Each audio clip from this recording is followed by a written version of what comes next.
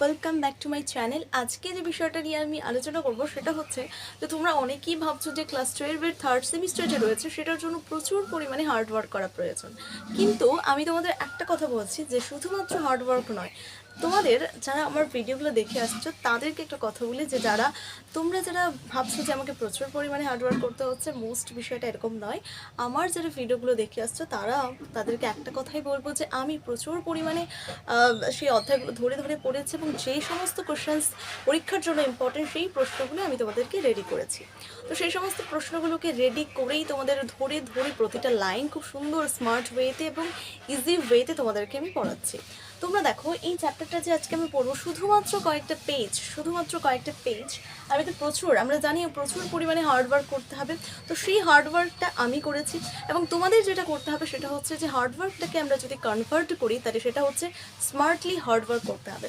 আমি হার্ডওয়ার্ক করেছি, আমি প্রতিটা প্রশ্ন ধরে ধরে পড়েছি এবং প্রতিটা বিষয়কে একদম সহজ ওয়েতে তোমাদের বুঝিয়ে দেবো। যেই প্রশ্নগুলো আমি বারংবার বলছি, যে প্রশ্নগুলো ইম্পর্টেন্ট সেই প্রশ্নগুলো আমি তোমাদের জন্য রেডি করেছি, ঠিক আছে? তো শুধুমাত্র আজকের এই যে চ্যাপ্টারটা রয়েছে সেই চ্যাপ্টারটা শুধুমাত্র কয়েকটা পেজ আমি তোমাদেরকে দেখিয়ে দিই। শুধুমাত্র কয়েকটা পেজ পড়লেই, এমনিতে এগুলো বড় বড় করে লিখেছে, শুধুমাত্র কয়েকটা পেজ পড়লেই এবং এক্সট্রা কিছু ইনফরমেশন, এক্সট্রা কিছু কোশ্চেন্স দিয়েছি যেগুলো পড়লেই তোমাদের এইচএস এক্সাম যে রয়েছে সেই জন্য মানে এই চ্যাপ্টারটার যে এর বাইরে কোনো রকম প্রশ্ন আসবে না, এটুকু আমি তোমাদেরকে বলতে পারি। তো প্রথম থেকে ভিডিওগুলো শেষ পর্যন্ত অবশ্যই দেখবে এবং তোমাদের জন্য একদম ইজি ওয়েতে সহজভাবে মনে রাখার জন্য ধরে ধরে প্রতিটা স্টোরি আকারে আমি তোমাদেরকে পড়াচ্ছি। তো প্লিজ আমি বারংবার বলবো ভিডিওগুলো স্ক্রল না করে প্লিজ দেখতে থাকো। তোমাদের এত সুন্দর ওয়েতে কেউ পড়াবে না, ঠিক আছে? আমি তোমাদেরকে এটুকু বলতে পারি, আমি নিজে নিজে ধরে ধরে বুঝে বুঝে পড়ি। এখন বুঝে আমি সবসময় পড়াতে ভীষণ ভালোবাসি, তাই আমি তোমাদেরকে পড়াই। তো ভিডিওটা প্রথম থেকে শেষ পর্যন্ত অবশ্যই দেখতে থাকো। যাই হোক, কথা না বাড়িয়ে আজকের এই ক্লাসটা শুরু করি। খুব সহজ ওয়েতে আমি তোমাদেরকে পড়াবো। তো আমরা বিষয়টা পড়বো সেটা হচ্ছে সাংস্কৃতিক সংমিশ্রণ যে চ্যাপ্টারটা রয়েছে ক্লাস থার্ড সেমিস্টারের জন্য হিস্ট্রি বিষয়ের যে দ্বিতীয় চ্যাপ্টারটা রয়েছে যেটা হচ্ছে সাংস্কৃতিক সংমিশ্রণ যে চ্যাপ্টারটা রয়েছে, অর্থাৎ সাংস্কৃতিক সংমিশ্রণ। আমরা জানি সংস্কৃতি মানে কোনো বিভিন্ন ধর্মের মানুষ, তাদের ধর্মের সংস্কৃতি আলাদা। একজন গ্রামের মানুষ, আমরা যখন গ্রামে কোনো একটা জোটবদ্ধভাবে বসবাস করি তখন সেখানের মানুষগুলো একটা নির্দিষ্ট ধর্মকে নিয়ে চলে, তারা নির্দিষ্ট একটা পুজো সেবায় নিয়োজিত হয়, তাই না? সবাই মিলে একটা সাংস্কৃতিক সংমিশ্রণ মানে সেখানে সবাই মিলে একটা ঠাকুরকে পুজো করে, সেখানকার যে সমস্ত অনুষ্ঠানগুলো হয় সেই সমস্ত অনুষ্ঠানগুলো একসাথে করে। তো সেটা হচ্ছে সংস্কৃতি। তো সেই রকম বিভিন্ন সংস্কৃতি আমাদের রয়েছে, সেটা আমাদের এখন ধর্মের ভিত্তিতে যদিও ভাগ হয়ে গেছে। তো সেই যে ধর্মগুলো রয়েছে, মুসলিম ধর্ম, হিন্দু ধর্ম, ঠিক আছে, এই ধর্মের যে মানুষগুলো রয়েছে এগুলো হচ্ছে সংস্কৃতি। তো এই সংস্কৃতিগুলোর সংমিশ্রণ কিভাবে মিশ্রণ ঘটলো এবং কিভাবে এগুলো মিশ্রিত ছিল এবং আলাদা হয়ে গেল, সেটাই হচ্ছে সাংস্কৃতিক সংমিশ্রণ নিয়ে চ্যাপ্টারটা, অর্থাৎ বিভিন্ন সংস্কৃতির সংমিশ্রণ নিয়ে এই চ্যাপ্টারটা, অর্থাৎ বিভিন্ন সংস্কৃতি সম্পর্কে আমরা জানতে পারবো এই চ্যাপ্টারে। তো প্রথমেই রয়েছে এখানকার যে সাংস্কৃতিক সংমিশ্রণ চ্যাপ্টারের অন্তর্গত বা এই অধ্যায়ের যে বিষয়বস্তুগুলোর মোস্ট ইম্পর্টেন্ট, এখান প্রথম দিক থেকে যেগুলো শুরু হচ্ছে সেটা হচ্ছে ভক্তিবাদ এবং সুফিবাদ। আজকে যে বিষয়টা নিয়ে আমরা আলোচনা করবো সেটা হচ্ছে ভক্তিবাদ নিয়ে। এই যে ভক্তিবাদ হলো, ভক্তিবাদ বলি যে তৎকালীন সময়, অর্থাৎ আমাদের যে মুঘল যুগ চলে গেছে, মুঘল যুগে মানুষ জানতো না, গুপ্ত যুগে এলো, গুপ্ত যুগে কিছু কিছু ভক্তিকে নিয়ে একটু ওরকম তাদের মধ্যে দেখা গেল, ঠিক আছে? তারপরে হচ্ছে সুলতানি যুগ যেটা রয়েছে, সেই সুলতানি যুগে মানুষের মধ্যে এমন একটা আশার সঞ্চার ঘটলো যাতে তারা ভক্তির মাধ্যমে, অর্থাৎ ভক্তি নিবেদনের মাধ্যমে বা নিজেদেরকে আত্মনিবেদনের মাধ্যমে, তারা ভক্তির মাধ্যমে এমন এক পরমাত্মার তারা কোনো রকম ঈশ্বরের কোনো সান্নিধ্য লাভের জন্য তারা ভক্তির আরাধনা শুরু করলো। তো প্রথম দিক থেকে সুলতানি যুগে মানুষেরা কী করতো, মানে ভক্তির মাধ্যমে ঈশ্বর বলে কিছু আছে এবং তাদের আরাধনা বা তাদের সান্নিধ্য লাভের জন্যই এই ভক্তিবাদের উত্থান। অর্থাৎ সুলতানি যুগে মানুষ কিন্তু ভক্তিবাদের প্রচুর পরিমাণে ব্যাপক বিবর্তন ঘটেছিল এবং মূলত সেটা সপ্তদশ থেকে দ্বাদশ শতকে হয়েছিল। তাহলে সপ্তদশ শতক থেকে দ্বাদশ শতকে ভক্তিবাদের প্রচার জনপ্রিয় হয়ে উঠেছিল এবং তার পাশাপাশি সুলতানি যুগে এই ভক্তিবাদের কিন্তু ব্যাপক বিবর্তন ঘটেছিল। অর্থাৎ এই যুগে মানুষ কি করতো, যে ভক্তির মাধ্যমে যে ঈশ্বর বলে কিছু আছে এবং তার আরাধনা বা তার যে আশীর্বাদ লাভের জন্যই মানুষ হচ্ছে এই ভক্তিবাদের উত্থান, অর্থাৎ ভক্তিবাদ এটাকেই বলা হচ্ছে, যে বিষয়টা গড়ে উঠলো সেটাই হচ্ছে ভক্তিবাদ। অর্থাৎ ভক্তি মানে কি, মানে হচ্ছে নিজেদেরকে ভজনার মাধ্যমে বা সেটা হচ্ছে নিজেকে নিজের যে জিনিসগুলো রয়েছে সেটা আত্মনিবেদনের মাধ্যমে ঈশ্বরের আশীর্বাদ বা তাদের সান্নিধ্য লাভের জন্যই কিন্তু যে বিষয়টার উত্থান হলো সেটাই হচ্ছে ভক্তিবাদ। এই যে ভক্তিবাদ অর্থাৎ ভক্তির মাধ্যমে তাদের ঈশ্বরকে পাবে সেরকম একটা মানুষের মধ্যে আশার সঞ্চার ঘটলো। তো সেটা হচ্ছে যে বিষয়টার উত্থান ঘটলো, যেটা হচ্ছে ভক্তিবাদ। আর আজকে আমরা যে বিষয়টা নিয়ে আলোচনা করবো সেটা হচ্ছে ভক্তিবাদ। সুফিবাদটা নিয়ে আলাদা একটা পার্টে আমরা আলোচনা করব, দেখি কতটা পারা যায়। ঠিক আছে, তো প্রথমে হচ্ছে ভক্তিবাদ। এই যে ভক্তিবাদ কথাটির প্রাথমিক মানে কি? ভক্তিবাদ প্রাথমিক, এই যে ভক্তিবাদের প্রাথমিক এর মানে হলো বা এর অর্থ হচ্ছে যেটা হচ্ছে ভাগাভাগি। তাহলে ভক্তিবাদের যে প্রাথমিক মানেটা রয়েছে সেটা মানে হচ্ছে ভাগাভাগি, অর্থাৎ ভাগ করে নেওয়া। তাহলে ভক্তিবাদের প্রাথমিক মানেটা কি? ভাগাভাগি।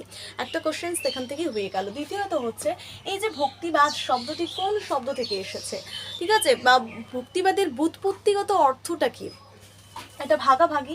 এবার ভক্তিবাদ যে শব্দটা রয়েছে সেই শব্দটা কোন শব্দ থেকে উৎপত্তি লাভ করেছে? তো প্রথমেই ভজ যোগ ৩ থেকে, মানে ভজ যোগ ৩ থেকে এই ভক্তিবাদ শব্দটি উত্থান ঘটেছে বা উৎপত্তি ঘটেছে। তাহলে ভজ যোগ ৩ থেকে, তাহলে কোন প্রতিশব্দ থেকে এই ভক্তিবাদ শব্দটি উত্থান ঘটেছে? ভজ যোগ ৩ থেকে এই ভক্তিবাদ শব্দটির উৎপত্তি লাভ করেছে। এটা হচ্ছে ২ নাম্বার কোশ্চেন হয়ে গেল। ভেরি ইম্পর্টেন্ট কোশ্চেন হচ্ছে ভাগাভাগি, অর্থাৎ ভক্তিবাদের মূল কথা কি বা ভক্তিবাদের প্রাথমিক অর্থ কি বা প্রাথমিক অর্থ বা মানেটা কি, সেটা হচ্ছে ভাগাভাগি। এরপরে ভক্তিবাদের মূল কথা। এই যে ভক্তিবাদের একটা মূল কথা আছে, ভক্তিবাদের মূল কথা হচ্ছে কি? ভক্তি হলো মুক্তির মূল পদ। অর্থাৎ ভক্তিবাদের মূল যেটা কথা হচ্ছে সেটা হচ্ছে ভক্তির মাধ্যমেই মানুষ মুক্তি লাভ করতে পারে। তো ভক্তি হচ্ছে মুক্তির মূল পদ, এটা বলেছেন, এটা হচ্ছে ভক্তিবাদের মূল কথা। তাহলে যদি পরীক্ষা আসে যে ভক্তিবাদের মূল কথা কি, 4টা অপশন দিয়ে দিল, তার মধ্যে যেটা হচ্ছে ভক্তিবাদের মূল কথা হচ্ছে ভক্তিই হলো মুক্তির মূল পদ। অর্থাৎ তুমি যদি ভক্তি নিবেদন করো ঈশ্বরের কাছে তাহলেই তুমি মুক্তি লাভ করতে পারবে। ঠিক আছে, এরপরে হচ্ছে যে উদ্দেশ্য। এই যে ভক্তিবাদ হলো আমাদের যে ভক্তির মাধ্যমে একটা বিষয় হয়ে উঠলো, বিষয় দাঁড়িয়ে উঠলো যে ঈশ্বর বলে কিছু আছে, এবং আমাদের ভক্তিবাদের মূল উদ্দেশ্যটা কি ছিল? ভক্তিবাদের মূল উৎস হচ্ছে আত্মার সঙ্গে পরমাত্মার মিলন। অর্থাৎ আমাদের যে নিজের যে আত্মা রয়েছে, নিজের যে মন রয়েছে, এই মনকে আমরা ঈশ্বরের কাছে সেটা দিয়ে দেব এবং ঈশ্বরের সঙ্গে আমরা মিলিত হব, এরকম একটা সংযোগ ঘটবে। তো সেটাই হচ্ছে, তো ভক্তিবাদের মূল উদ্দেশ্য ছিল আত্মার সঙ্গে পরমাত্মার মিলন। এরপরে এই ভক্তিবাদের মূল ভিত্তি, অর্থাৎ তুমি যে ভক্তি করবে এর ভিত্তিটা কি? প্রাথমিক অবস্থা সেটা কি থাকতে হবে? ঈশ্বরের প্রতি আমাদের একটা বিশ্বাস থাকতে হবে বা ঈশ্বর প্রেমী থাকতে হবে। আমরা যদি ঈশ্বরকে বিশ্বাস না করি তাহলে সেটা কখনোই কিন্তু ভক্তি আমরা করতে পারবো না। তো প্রথমেই হচ্ছে ঈশ্বর প্রেম, অর্থাৎ ঈশ্বরের প্রতি একটা ভালোবাসা থাকতে হবে, তাহলেই হচ্ছে তোমাদের ভক্তি কিন্তু হবে, তাই না? তো সেটাই হচ্ছে। তো সবচেয়ে ইম্পর্টেন্ট কোশ্চেন হচ্ছে ভক্তিবাদের মূল কথা কি? ভক্তিবাদের মূল কথা হচ্ছে যে ভক্তি হলো মুক্তির মূল পদ। এই ভক্তিবাদের উদ্দেশ্য যদি আসে, যে উদ্দেশ্যটা কি অ্যাকচুয়ালি ভক্তিবাদ হবে, আমরা ভক্তি কেন করব? ভক্তি হচ্ছে আমরা নিজের আত্মার সঙ্গে পরমাত্মার সংযোগ ঘটাতে চাইবো, অর্থাৎ নিজের আত্মার সঙ্গে আমরা যাতে নিজের সাথে অন্যের সাথে বা অন্য কোনো ঈশ্বরের সাথে আমরা যাতে মিলন করতে পারি বা মিলন হতে পারি, আর সমস্ত কিছুই তিনি যাতে আমাদের আশীর্বাদ করেন। তো সেটাই হচ্ছে যে ভক্তিবাদের উদ্দেশ্য, অর্থাৎ আত্মার সঙ্গে পরমাত্মার মিলন। এটাও কিন্তু ভেরি ইম্পর্টেন্ট কোশ্চেন। আর তারপরে এই ভক্তিবাদের মূল যে ভিত্তিটা রয়েছে সেটা কি? ঈশ্বর প্রেম। তো এই ভক্তিবাদের মূল ভিত্তিটা কি অ্যাকচুয়ালি, নীতিটা কি, অর্থাৎ কি নিয়মের মাধ্যমে আমাদের ভক্তিবাদ হবে? আমরা ভক্তি যে করবো তার কয়েকটা নিয়ম রয়েছে। কি কি নিয়ম বা নীতি রয়েছে? সেটা হচ্ছে একেশ্বরবাদী বিশ্বাস। অর্থাৎ আমরা যখন কোনো ঠাকুরের কাছে কোনো রকম ভক্তি যখন আমরা সেখানে নিবেদন করব তখন আমাদের একেশ্বরবাদী বিশ্বাস থাকতে হবে। অর্থাৎ একটা ঈশ্বরের যে কোনো ঠাকুরের প্রতি যে যে কোনো ভগবানের উপাসনা করুন না কেন, মানে করুক না কেন, তার একেশ্বরবাদী বিশ্বাস থাকতে হবে। একটি ঈশ্বরের প্রতি তাদেরকে বিশ্বাস রাখতে হবে, যে ঈশ্বর বলে কিছু আছে, অর্থাৎ একটা ঈশ্বরের প্রতি তাকে বিশ্বাস রাখতে হবে, নিরূপণ করতে হবে বিশ্বাস। তাহলে ভক্তিবাদের মূল নীতিটা কি হচ্ছে? একেশ্বরবাদী বিশ্বাস, অর্থাৎ একজন ঈশ্বরের প্রতি বিশ্বাস হতে হবে, বিশ্বাস থাকতে হবে, তাহলেই হচ্ছে এই ভক্তিবাদ হবে। তো ভক্তিবাদের মূল নীতি বা নিয়ম হচ্ছে এটা। দ্বিতীয়টা কি? সাম্য, অর্থাৎ যে সমস্ত বর্ণ রয়েছে, হিন্দু হোক, বৌদ্ধ হোক, খ্রিস্টান হোক, সমস্ত ধর্মকে সমানভাবে গুরুত্ব দিয়ে কি করতে হবে? সাম্য, মানে হচ্ছে আমাদের ঐক্যতা স্থাপন করতে হবে। অর্থাৎ আমরা হয়তো ধর্ম আলাদা আলাদা, হয়তো তারা অন্য অন্য ভগবানকে বিশ্বাস করছে, ধরো মুসলিমরা অন্য আল্লাহকে বিশ্বাস করছে, তাই না? তারপর বৌদ্ধ, শিখ যারা রয়েছে তারা বিভিন্ন ধর্মকে, তারা বিভিন্ন ভগবানকে কিন্তু তারা কি করছে? তারা আলাদা আলাদা ভগবান রূপে তারা তারা তাদের মতো পুজো করছে। কিন্তু সমস্ত জাতি বা সমস্ত ধর্মই কিন্তু সমান চোখে দেখতে হবে, সমস্ত ধর্মকে সমান চোখে দেখে, সমস্ত মানুষকে সমান চোখে দেখে কিন্তু তাদের মধ্যে ঐক্য স্থাপন করতে হবে, অর্থাৎ সবার সঙ্গে কি করতে হবে? মিলেমিশে চলতে হবে, বা সাম্য, ঠিক আছে, ঐক্যটা প্রতিষ্ঠা করতে হবে, তাহলেই কিন্তু ভক্তি হবে। তো এটাও হচ্ছে ভক্তিবাদের মূল নীতি। তারপর হচ্ছে কি? পুরোহিত প্রাধান্য, মানে হচ্ছে যে সমস্ত পুরোহিতরা, যে সমস্ত ঠাকুর যা আমরা বলি, সেই পুরোহিতদের সম্মান দিয়ে, তাদের সম্মান বা তাদের প্রাধান্য দিয়ে কিন্তু আমাদেরকে ঠাকুর কিন্তু আমাদের ঈশ্বর লাভের আশা কিন্তু করতে হবে। তাহলে ভক্তিবাদের কয়েকটা নীতি। তাহলে ভক্তিবাদের মূল নীতি কি? একেশ্বরবাদী বিশ্বাস। তাহলে যদি প্রশ্ন একেশ্বরবাদী, এটা হচ্ছে সবচেয়ে বেশি ইম্পর্টেন্ট, যে ভক্তিবাদের মূল নীতিটা কি? একেশ্বরবাদী বিশ্বাস থাকতে হবে, সবার সঙ্গে সাম্য, মৈত্রী, স্বাধীনতা রক্ষা করতে হবে। তাহলে কি? সাম্য বজায় রাখতে হবে। এরপরে হচ্ছে পুরোহিত যারা পুজো দেয় তাদেরকে প্রাধান্য দিতে হবে। তো এটা হচ্ছে ভক্তিবাদের মূল যে নীতি রয়েছে, তার মধ্যে সবচেয়ে গুরুত্বপূর্ণ হচ্ছে ভক্তিবাদের মূল নীতির সবচেয়ে গুরুত্বপূর্ণ প্রশ্ন হচ্ছে একেশ্বরবাদী বিশ্বাস থাকতে হবে। এরপরে যেটা রয়েছে যে মূল উদ্দেশ্যটা কি, এরপরে রয়েছে মূল কথা, ভেরি ভেরি ইম্পর্টেন্ট কোশ্চেন্স। এবং এই যে ভক্তিবাদ শব্দটি, এর আক্ষরিক অর্থ কি? তাহলে এটা হচ্ছে ভাগাভাগি, বা প্রাথমিক অর্থ কি? এটা হচ্ছে ভাগাভাগি। এই ভক্তিবাদ শব্দটি কোন শব্দ থেকে এসেছে? ভজ যোগ তিন শব্দ থেকে এসেছে। আরেকটা ভেরি ভেরি ইম্পর্টেন্ট প্রশ্ন যেটা হচ্ছে যে ভক্তিবাদের জনপ্রিয়তা বা লাভ করেছিল কোন যুগে, বা ভক্তিবাদ কোন যুগে প্রচুর পরিমাণে ব্যাপকভাবে ব্যাপক বিবর্তন ঘটিয়েছিল, কোন যুগে? তাহলে সেটা হচ্ছে সুলতানি যুগে। এই সুলতানি যুগটাই হচ্ছে ভক্তিবাদের ব্যাপক কিন্তু বিবর্তন, বা ব্যাপক কিন্তু সেখানে সম্প্রসারিত হয়েছিল ভক্তিবাদকে নিয়ে। এবং সপ্তম থেকে দ্বাদশ শতকে কিন্তু ভক্তিবাদ আরও বেশি জনপ্রিয় হয়ে উঠেছিল। ঠিক আছে, এইরকম প্রশ্ন আসবে। এরপরে আমরা পড়বো যে এই যে ভক্তিবাদের উত্থান ঘটলো, যে ভক্তি বা আত্মনিবেদনের মাধ্যমেই আমরা ঈশ্বর পাবো, এরকম একটা যে ভাবনা চিন্তা মানুষের মধ্যে জাগলো, এই যে ভাবনা চিন্তাগুলো প্রচার করার জন্য অনেক সেখানে সাধক রয়েছেন, ভক্তি সাধকরা রয়েছেন। তো তাদের নাম নিয়ে আমরা এখন ডিসকাশন করবো। ঠিক আছে, করবো সেটা হচ্ছে যে আমরা দেখলাম যে সুলতানি যুগে, অর্থাৎ সপ্তম থেকে দ্বাদশ শতকে এই যে ভক্তি আন্দোলন ছিল, বা যে ভক্তিবাদ যে ছিল, সেই ভক্তিবাদ কিন্তু জনপ্রিয় হয়ে ওঠে।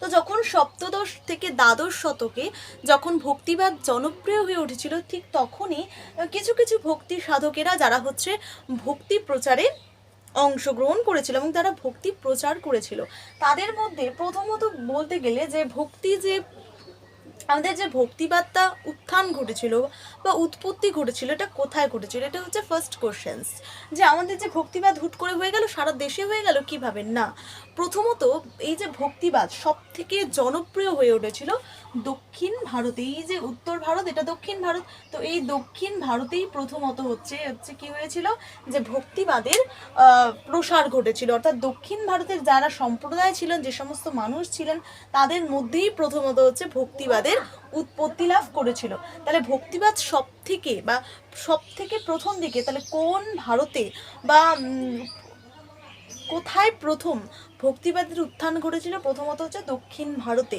তাহলে দক্ষিণ ভারতের সর্বপ্রথম কিন্তু ভক্তিবাদের উত্থান ঘটেছিল। সে যে ভক্তিবাদ সর্বপ্রথম কোথায় গড়ে উঠেছিল, তাহলে উত্তরটা হবে কি? দক্ষিণ ভারতে।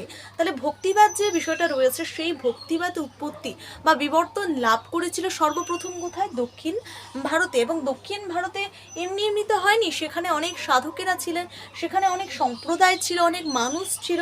তো তারাই হচ্ছে কি করেছিলেন? ভক্তিবাদের প্রসার ঘটিয়েছিলেন। তো সেই সমস্ত মানুষগুলো রয়েছে যারা হচ্ছে দুটো সম্প্রদায়ে বিভক্ত ছিল। তো দুটো সম্প্রদায়ের মানুষেরা কি করেছিলেন, এই যে ভক্তিবাদ রয়েছে সেই ভক্তিবাদকে জনপ্রিয় করে তুলেছিলেন। সেই সম্প্রদায় দুটি কি কি? প্রথমে হচ্ছে শৈব নায়নার, একটা হচ্ছে শৈব নায়নার, একটা হচ্ছে বৈষ্ণব আলওয়ার।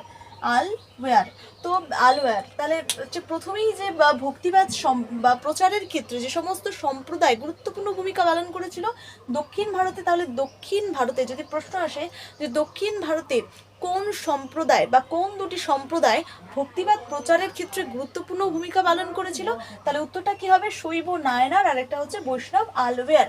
এই শৈব নায়নার মানে হচ্ছে এটা হচ্ছে শিবের যারা উপাসক ছিলেন, যারা শিবকে বিশ্বাস করতেন, যে শিব বলে কোনো রকম ঈশ্বর রয়েছে তাকেই যে বিশ্বাস করতেন, তাদের মাধ্যমে শিবের উপাসনার কিন্তু হয়ে গেছিল।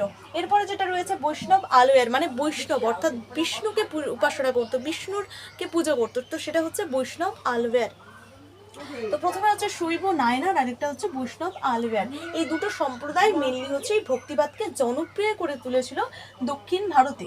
এবং যদি দেখি যে শৈব নায়নার মানে কি, শৈব নায়নার মানে হচ্ছে শিবের শিকারী কুকুর। তাহলে শৈব নায়নার মানে হচ্ছে শিবের শিকারী কুকুর। এবং এই যে শৈব নায়নার দুজন সাধক ছিলেন, তাদের নাম কি? একটা হচ্ছে তিরুমূলর আর একটা হচ্ছে সুন্দরার। এই যে শৈব নায়নার যে সাধকেরা ছিলেন তারা মোট 63 জন সাধক কিন্তু ছিলেন। তাহলে শৈব নায়নার 63 মানে শিবের উপাসক ছিলেন বা শিবের আরাধনা করতেন, এরকম যে যারা ছিলেন মানে শিবের উপাসনা করতেন বা শিবকে বিশ্বাস করতেন, শিব ঈশ্বর বলে কিছু আছে সেটা বিশ্বাস করতেন, সেরকম ভক্তি সাধনা বা ভক্তি সাধক ছিলেন কত? হচ্ছে 63 জন। তাহলে শৈব নায়নার মোট সাধক সংখ্যা কত? তাহলে সেটা হচ্ছে 63 জন। 63 জন। এবং যদি বলে যে শৈব নায়নার দুজন সাধকের নাম বলো বা দুজন সাধকের নাম বলো, তাহলে কি কি? তিরুমূলর আর একটা হচ্ছে সুন্দরার। তিরুমূলর আর একটা হচ্ছে সুন্দরার। এরপরে আসি এটা একটা সম্প্রদায় গেল, তাহলে তিরুমূলর আর সুন্দরার এখানে গেল। এরা কি করেছে না হচ্ছে আলওয়ার, বৈষ্ণব আলওয়ার হচ্ছে যারা বিষ্ণু উপাসক ছিলেন, যে সমস্ত ভক্ত সাধকেরা যারা বিষ্ণুকে বা বিষ্ণু বলে কিছু আছে এরকম একটা ঈশ্বরকে লাভ করার জন্য বা এরকম একটা ঈশ্বরের সান্নিধ্য লাভ করার জন্য তারা হচ্ছে বৈষ্ণব বা বিষ্ণুর পূজা শুরু করেন, এবং সেই সম্প্রদায়টার নাম দেওয়া হচ্ছে বৈষ্ণব আলওয়ার। তাহলে এই বৈষ্ণব আলওয়ারের মোট কতজন সদস্য ছিলেন বা মোট কতজন সাধক সংখ্যা কত? সাধক সংখ্যা ছিলেন 12 জন। তাহলে এই বৈষ্ণব যারা বিষ্ণুর উপাসক ছিলেন তাদের মোট সংখ্যা কত ছিল? 12 জন। এবং এই বৈষ্ণব আলওয়ারের কয়েকজন সদস্যের নাম হচ্ছে ভূতযোগী, স্বরযোগী এবং আলওয়ার। এবং ভূতযোগী, স্বরযোগী এবং আলওয়ার, মেনলি এই তিনটে সদস্য মোস্ট ইম্পর্টেন্ট কোশ্চেন। তো প্রথমেই বৈষ্ণব আলওয়ারের 3 জন সদস্যের নাম কি? ভূতযোগী, স্বরযোগী এবং আলওয়ার। এবং যদি বলে যে বৈষ্ণব আলওয়ারের আদি একটি সম্প্রদায়ের নাম লেখো, তাহলে সেটা হচ্ছে আলওয়ার, যেটা সব থেকে আগে হয়েছিল সেটা হচ্ছে বৈষ্ণব আলওয়ার। এবং এই বৈষ্ণব যদি প্রশ্ন আসে যে আলওয়ার বা আলবার কোন সম্প্রদায়ের মানুষ ছিলেন, তাহলে সেটা বা কোন আলওয়ার কোন ধর্মের বা কোন ঈশ্বরের উপাসক ছিলেন, তাহলে সেটা কি হবে? বৈষ্ণব বা বিষ্ণুর উপাসক ছিলেন। এই প্রশ্নটা খুব ইম্পর্টেন্ট, আলওয়ার। তো আলওয়ারকে নিয়ে একটা প্রশ্ন হবে কিন্তু, ঠিক আছে? তো প্রথম হচ্ছে আলওয়ার যদি প্রশ্ন আসে যে আলওয়ার কোন ঈশ্বরের উপাসক ছিলেন, তাহলে সেটা কি হবে? বৈষ্ণব আলওয়ার। এরকম করে প্রশ্ন আসতে পারে। আবার আসতে পারে যে ভূতযোগী কোন ঈশ্বরের সান্নিধ্য লাভের চেষ্টা করেছেন, তাহলে সেটা হবে বিষ্ণুর উপাসক ছিলেন বা বিষ্ণু সান্নিধ্য লাভের চেষ্টা করেছিলেন। এইভাবে প্রশ্নগুলো একটা ঘুরে ঘুরে ফিরিয়ে আসবে, কিন্তু তোমাদের যেটা করতে হবে সেটা হচ্ছে রিভিশন মাস্ট করতে হবে। এরপরে আমরা দেখলাম যে দক্ষিণ ভারতের সর্বপ্রথম হচ্ছে এই ভক্তিবাদ জনপ্রিয় হয়ে উঠেছিল, এরপরে হচ্ছে তারপরে হয়েছিল। তো দেখো এবার আমরা যেটা পড়বো সেটা হচ্ছে যে আমরা দেখলাম প্রাথমিক অবস্থায় দক্ষিণ ভারতে ভক্তিবাদ কিন্তু জনপ্রিয় হয়ে উঠেছিল। তাহলে প্রাথমিক অবস্থায় দক্ষিণ ভারতে দুটো সম্প্রদায় মিলে যারা কিনা দক্ষিণ ভারতে সেই যে ভক্তিবাদ যে রয়েছে সেই ভক্তিবাদকে জনপ্রিয় করে তুলেছিল দক্ষিণ ভারতে। এবার এই দক্ষিণ ভারত থেকে যে এই ভক্তিবাদ বহন করে, অর্থাৎ দক্ষিণ ভারত থেকে উত্তর ভারতে ভক্তিবাদের যে ভাবধারা সেটা বহন করে উত্তর ভারতেও ছড়িয়ে দিয়েছিল একজন সাধক। তার নাম হচ্ছে কি? তার নাম হচ্ছে রামানন্দ। তাহলে রামানন্দই কি করেছে উত্তর ভারতে? তাহলে রামানন্দ রামানন্দ। তাহলে কি করেছিল, দক্ষিণ ভারত থেকে, এই যে দক্ষিণ ভারত রয়েছে সেই দক্ষিণ ভারত থেকে উত্তর ভারতে যে ভক্তিবাদের বাণী, সেই বাণীগুলো বহন করে নিয়ে গেছিল কি রামানন্দ। অর্থাৎ ভক্তিবাদ তো দক্ষিণ ভারতেই প্রচারিত ছিল, জনপ্রিয় ছিল, সেখান থেকে বাণীটা বহন করে নিয়ে গেছিল উত্তর ভারতে, সেটা হচ্ছে রামানন্দ। এবং এই রামানন্দ যদি প্রশ্ন আসে, এবং রামানন্দকে দক্ষিণ এবং উত্তর ভারতের যে সেতু বলা হচ্ছে কেন, কারণ তিনি মূলত দক্ষিণ ভারত থেকে উত্তর ভারতে এই বাণীটা বহন করে নিয়ে গেছিলেন। তাই একটা কি হয়েছিল, সবার মধ্যে একটা ভক্তিবাদের জন্ম নিয়েছিল। তো তিনি সেতুটা হচ্ছে বানিয়েছিলেন, মেনলি ভিত্তিটা বানিয়েছিলেন, সেই জন্য তাকে হচ্ছে উত্তর এবং দক্ষিণ ভারতের সেতু বলা হচ্ছে কি রামানন্দকে। প্রশ্নটা আসবে যে উত্তর এবং দক্ষিণ ভারতের যে ভক্তিবাদের সেতু বলা হচ্ছে কাকে, রামানন্দকে। এবং এই যে রামানন্দ ছিলেন, সেই রামানন্দ হচ্ছে রামানুজের শিষ্য ছিলেন। তাহলে রামানন্দ কার শিষ্য ছিলেন, রামানন্দ হচ্ছে রামানুজের শিষ্য ছিলেন। এই রামানন্দ যখন রামানুজের শিষ্য ছিলেন, রামানুজ কবে জন্মগ্রহণ করেন, তিনি হচ্ছে 1166 সালে মাদ্রাজে তিনি হচ্ছে জন্মগ্রহণ করেন। তাহলে প্রশ্ন এখান থেকে অনেক প্রশ্ন হয়ে গেল যে দক্ষিণ ভারত থেকে উত্তর ভারতে বাণী ভক্তিবাদের বাণী কে বহন করে নিয়ে যায়, রামানন্দ, 1 নম্বর প্রশ্ন। 2 নম্বর প্রশ্ন হচ্ছে যে উত্তর এবং দক্ষিণ ভারতের ভক্তিবাদের সেতু বলা হচ্ছে কাকে, রামানন্দকে। দুটো প্রশ্ন এখান থেকে। 3 নম্বর প্রশ্ন যেটা হচ্ছে রামানন্দ কার শিষ্য ছিলেন, রামানন্দ তো একজন সাধক ছিলেন, তিনিও তো ভক্তির মাধ্যমে ঈশ্বর লাভের সান্নিধ্যে তিনিও নিজেকে সেখানে নিয়োজিত করেছেন। তো তিনি মূলত কার শিষ্য ছিলেন, তিনি হচ্ছে রামানুজের শিষ্য ছিলেন। তাহলে রামানুজের শিষ্য ছিলেন কি, রামানন্দ। বা প্রশ্নটা আসতে পারে যে রামানন্দ কার শিষ্য ছিলেন, রামানুজের শিষ্য ছিলেন। এর পরবর্তী হচ্ছে রামানুজ যে রয়েছে তিনি কবে জন্মগ্রহণ করেন, তিনি মূলত 1166 খ্রিস্টাব্দে তিনি হচ্ছে মাদ্রাজে কিন্তু জন্মগ্রহণ করেছিলেন। তাহলে 1166 খ্রিস্টাব্দে মাদ্রাজে কিন্তু রামানুজ জন্মগ্রহণ করেছিলেন। এরপরে রামানন্দ কি, রামানন্দ হচ্ছে 14 শতকে, অর্থাৎ 14 শতকের শেষ দিকে এলাহাবাদের প্রয়াগরাজ যে রয়েছে, এদিকে যে রয়েছে এলাহাবাদের প্রয়াগরাজ যে অঞ্চলটা রয়েছে, সেই এলাহাবাদের প্রয়াগরাজে তিনি হচ্ছে জন্মগ্রহণ করেন কি, রামানন্দ। তাহলে এলাহাবাদের প্রয়াগরাজে 14 শতকের শেষ দিকে কে জন্মগ্রহণ করেন, সেটা হচ্ছে রামানন্দ। এরপরে হচ্ছে রামানন্দ। এবার রামানন্দ তিনি জন্মগ্রহণ করলেন। এবার তিনি যে বিষয় যে ভগবানকে, যে ঈশ্বরের তিনি উপাসক ছিলেন, সেটা হচ্ছে কি শ্রীরামচন্দ্র ও সীতা দেবী। তিনি হচ্ছে কি ধর্মে, তাহলে তার উপাসক দেবতাগুলি কি কি ছিল, বা রামানন্দের যে উপাসক দেবতাগুলি কি ছিল, একটা হচ্ছে সীতা দেবী আর একটা হচ্ছে শ্রীরামচন্দ্র। তাহলে শ্রীরামচন্দ্র এবং সীতা দেবী হচ্ছে কার উপাসক ছিলেন, সেটা হচ্ছে রামানন্দের উপাসক ছিলেন হচ্ছে সীতা দেবী এবং শ্রীরামচন্দ্র। এরপরে তিনি রামাদ বৈষ্ণব সম্প্রদায়, এই যে তিনি একটা সম্প্রদায় প্রতিষ্ঠা করেছিলেন। তিনি তার যে সীতা দেবী এবং শ্রীরামচন্দ্রের যে তিনি ঈশ্বর বলে কিছু রয়েছে, সেই তাকে নিয়ে মানে সেগুলোকে কেন্দ্র করে একটা সম্প্রদায় তিনি গঠন করেছেন। সেই সম্প্রদায়টা হচ্ছে রামাদ বৈষ্ণব সম্প্রদায়। তাহলে যদি প্রশ্ন আসে যে রামাদ বৈষ্ণব সম্প্রদায়ের প্রতিষ্ঠাতা কে ছিলেন, সেটা হচ্ছে রামানন্দ। তাহলে রামানন্দই ছিলেন হচ্ছে রামাদ বৈষ্ণব সম্প্রদায়ের প্রতিষ্ঠাতা। তাহলে রামাদ বৈষ্ণব সম্প্রদায়ের প্রতিষ্ঠাতা কি, রামাদ বৈষ্ণব সম্প্রদায়ের প্রতিষ্ঠাতা হচ্ছে রামানন্দ। এবং রামানন্দের বেশ কয়েকজন শিষ্য ছিলেন, টোটাল 12 জন শিষ্য ছিলেন। তো রামানন্দ নিজেও একজন শিষ্য ছিলেন, কার শিষ্য ছিলেন, রামানুজের শিষ্য ছিলেন। আবার এই রামানন্দের আবার শিষ্য ছিল 12 জন। তাহলে রামানন্দের 12 জন শিষ্য ছিল।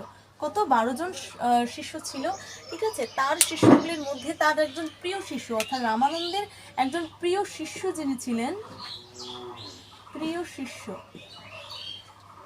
তাহলে রামানন্দের একজন প্রিয় শিষ্য ছিলেন কবির, তারপরে রবিদাস, তারপরে সাধন সোনা, ভগবত কৃপা এবং ভক্ত দাদু। তাহলে রামানন্দের বেশ কয়েকজন শিষ্য ছিলেন।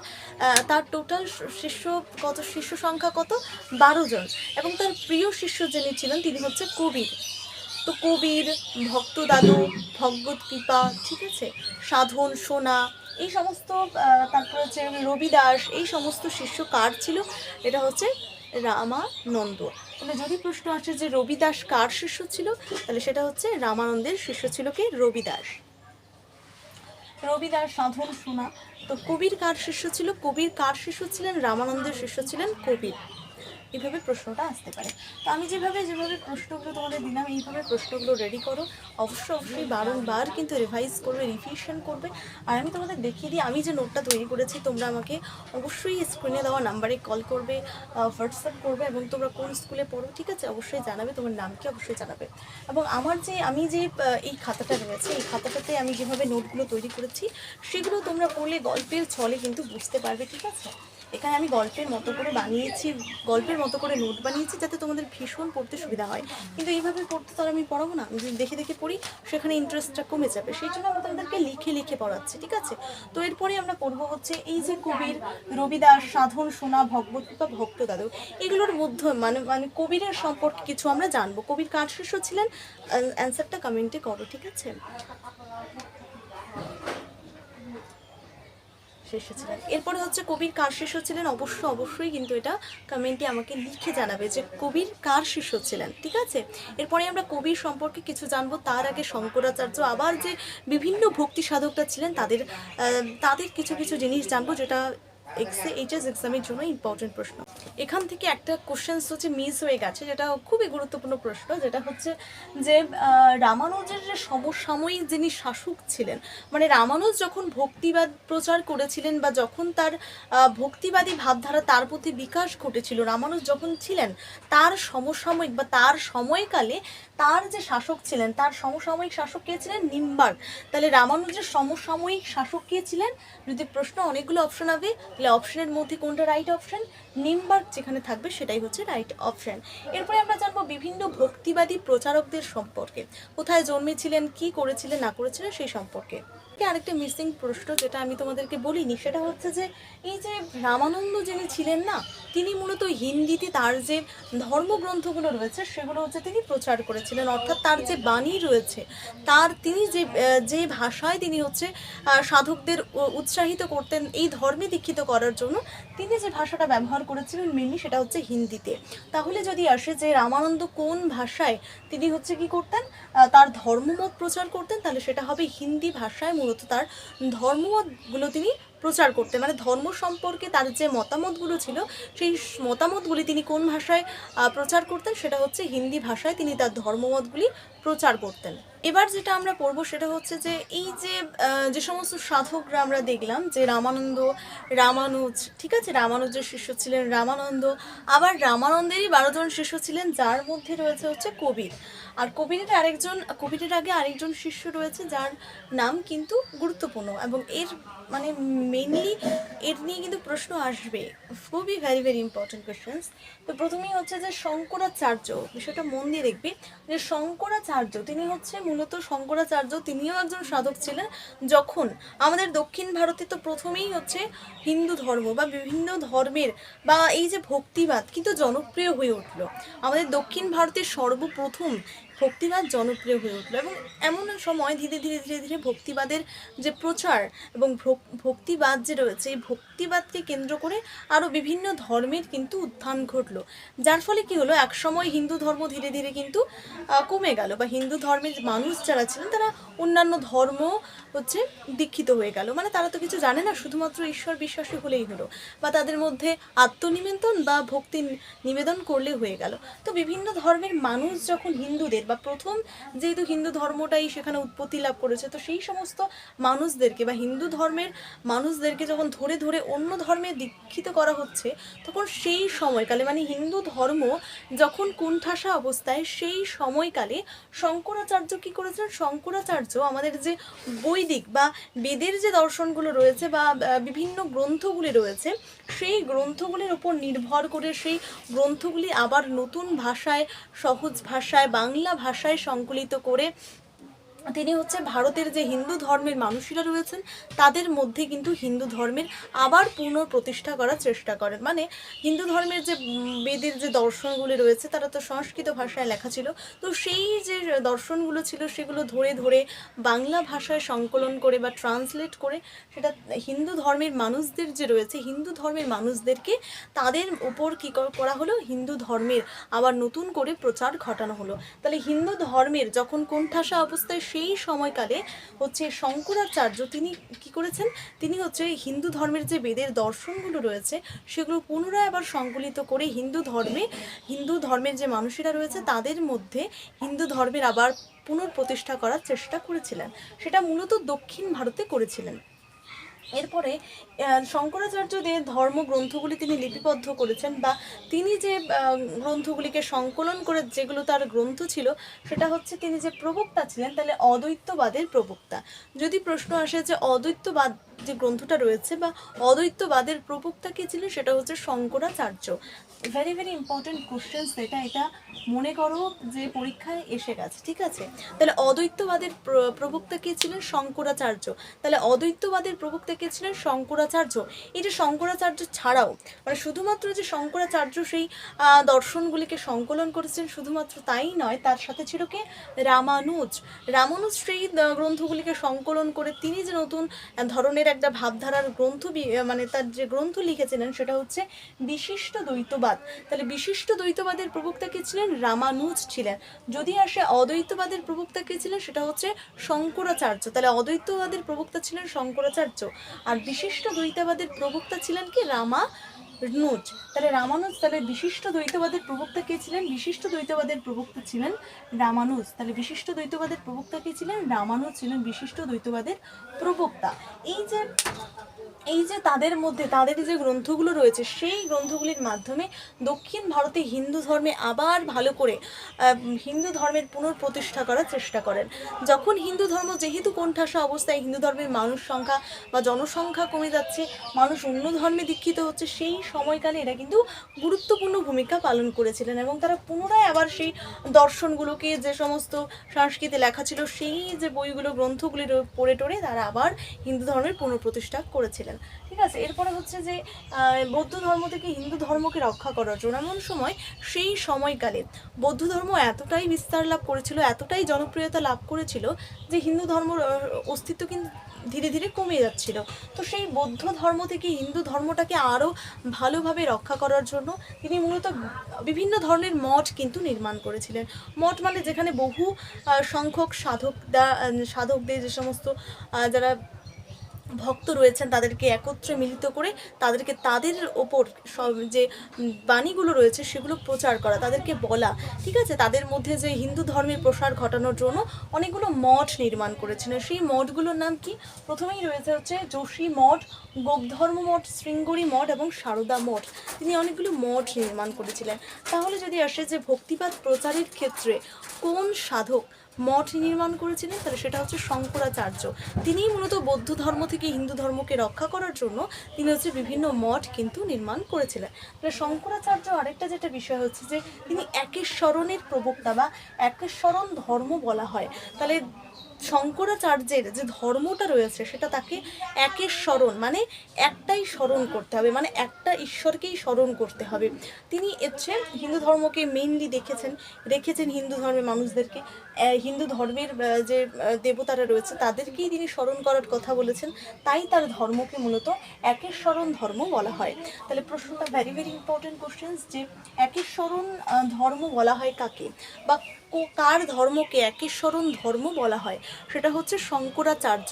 ভেরি ভেরি ইম্পর্টেন্ট কোশ্চেন, অবশ্যই এটা মুখস্থ করে রাখবে। তাহলে একেশ্বরণ ধর্ম বা কার ধর্মকে একেশ্বরণ ধর্ম বলা হয়, শঙ্করাচার্য। এবং যদি বলা হয়, প্রশ্নটা ঘুরিয়ে আসে যে কোন সাধক বা কোন ভক্তি সাধক হিন্দু ধর্মকে রক্ষা করার জন্য অনেকগুলি মঠ নির্মাণ করেছিলেন, তাহলে সেটা হচ্ছে শঙ্করাচার্য। এবং শঙ্করাচার্য মেইনলি যদি আসে যে অদ্বৈতবাদের প্রবক্তাকে, সেটা হচ্ছে শঙ্করাচার্য। আবার যদি আসে বিশিষ্ট দ্বৈতবাদের প্রবক্তাকে, সেটা হচ্ছে রামানুজ ছিলেন বিশিষ্ট দ্বৈতবাদের প্রবক্তা। এর আগেই দেখলাম যে রামানন্দের শিষ্য ছিলেন, রামানন্দ কার শিষ্য ছিলেন, রামানুজের শিষ্য ছিলেন। এবং রামানন্দের শিষ্য ছিলেন 12 জন শিষ্য ছিলেন, সুরদাস, কবির, সাধন, সোনা, তাই না। তাদের মধ্যে একজন তার প্রিয় মানে রামানন্দের একজন প্রিয় শিষ্যকে ছিলেন, প্রিয় শিষ্য বা প্রধান শিষ্য ছিলেন হচ্ছে কবির। এবং তিনি এই কবির শব্দের অর্থ কি, কবির মূলত 1398 খ্রিস্টাব্দে তিনি জন্মগ্রহণ করেছিলেন, ঠিক আছে। এবার কবিরের সম্পর্কে একটা গল্প বলি, যে কবির ছোটবেলা যখন ছিল তার মা তাকে কি করেছিল, ছোটবেলায় কবির কবির হচ্ছে 1398 খ্রিস্টাব্দে তিনি জন্মগ্রহণ করেছিলেন। এবার কবির বিধবা মায়ের কোলে তিনি জন্মগ্রহণ করেছিলেন। এবার বিধবা মা তাকে কি করেছিল, তাকে হচ্ছে পুকুর পাড়ে ফেলে রেখে দিয়ে গিয়েছিল। এমন সময় সেখানে একটা জেলা আসে বা যারা মাছ ধরে, সেই তাঁতি বা জেলা তাকে তুলে নিয়ে গিয়ে তাকে বড় করেন। ঠিক আছে, এভাবেই তিনি হচ্ছে জেলা বা মুসলিম তাঁতি পরিবারে তিনি কিন্তু সেখানে লালিত পালিত এবং আশ্রিত, সেখানেই তিনি মূলত বড় হয়েছিল আর কি। তো কবিরার সম্পর্কে এই গল্পটা। তো প্রথমেই হচ্ছে তিনি হচ্ছে তাঁতি বা জেলা কাছে তিনি হচ্ছে বড় হয়েছিলেন বা লালিত পালিত হয়েছিলেন, কি সেটা হচ্ছে কবির। এবং কবির শব্দের অর্থ বা কবির শব্দের অর্থ কি মহান, তাহলে কবির শব্দের অর্থ কি মহান, তাহলে কবির শব্দের অর্থ কি মহান। এবং কবির কত সালে জন্মগ্রহণ করেন, 1398 খ্রিস্টাব্দে। এবং তিনি কার হাতে লালিত পালিত হন, জেলা বা একজন তাঁতির হাতে, মুসলিম তাঁতি পরিবারে। এরপরে রামানন্দের প্রধান শিষ্য ছিলেন বেনারস। এবার তারপর হচ্ছে মুসলিম তাঁতি বা জেলা তাকে মানুষ করেছিলেন, রামানন্দের প্রধান শিষ্য হয়ে গেছে। এরপর হচ্ছে তার উপদেশাবলী। এবার তিনি যখন ছোট থেকে একটা মুসলিম পরিবারে তিনি বড় হন, তিনি হচ্ছে সবসময় সর্বদা তিনি হচ্ছে কি করেছিলেন, হিন্দু এবং মুসলিম ধর্মকে আলাদা চোখে দেখেনি। তিনি বলেছিলেন যে রাম ও রহিম একই, মানে আমাদের যে ধর্মগুলো রয়েছে সেটা একই মাটি দিয়ে গড়া দুটো পাত্র। তো তিনি এই কথা বলেছিলেন, ঠিক আছে, যে কোনো ধর্ম আলাদা নয়, সব ধর্মই সমান। তাই তারাচাঁদ তাকে কি বলেছেন, যে তিনি মূলত সব ধর্মর সমন্বয় ঘটিয়ে প্রেমের বাণী প্রচার করাই হচ্ছে কবিরের লক্ষ্য ছিল। তারাচাঁদ এই কথা বলেছিলেন যে সব ধর্মই সমান, সব ধর্মকে সমানভাবে গুরুত্ব দিতে হবে এবং তাদের মধ্য দিয়ে তাদের সবাইকে একসঙ্গে একত্রে করে তাদের মধ্যে ঐক্য স্থাপন করে তাদের মধ্যে প্রেমের বাণী প্রচার করতে হবে, যাতে তাদের মধ্যে শক্তি বৃদ্ধি পায় এবং তারা ঐক্য স্থাপন করে, একে অপরের সাথে ভালো নম্র আচরণ করে এবং একে অপরের ধর্মকে সম্মান করে। তো সেই তার মধ্যেই যে ভাবধারা, তিনি বলেছিলেন যে সব ধর্মই সমান, এই সমস্ত কিছুকে নিয়ে তাই তারাচাঁদ তাকে বলেছিলেন যে তিনি সব ধর্মকে সমন্বয়, সব ধর্ম সব জাতির বর্ণের মানুষদেরকে একত্রে নিয়ে প্রেমের বাণী প্রচার করাই ছিল হচ্ছে কবিরের উদ্দেশ্য। এটা কে বলেছিলেন, তারাচাঁদ। ঐতিহাসিক তারাচাঁদ তাকে বলেছেন। তার চারিত্রিক বৈশিষ্ট্যের উপর নির্ভর করে তার একটা কথা তিনি বলেছেন। এরপর হচ্ছে তিনি তার যে উপদেশাবলী, অর্থাৎ তিনি যেহেতু ধর্মের একটা ধর্মের মানুষ ছিলেন, তিনি যেহেতু হিন্দু এবং মুসলিম ধর্মকে তিনি সমানভাবে দেখতেন, তাই তার যে ধর্ম বা তার যে উপদেশাবলীগুলি রয়েছে, তার যে মতাদর্শগুলি রয়েছে, তার ধর্ম সম্পর্কে যে মতামতগুলি রয়েছে, সেগুলো তিনি লিপিবদ্ধ করেছিলেন একটা গ্রন্থে। তাহলে তার গ্রন্থের নাম কি, দোহা।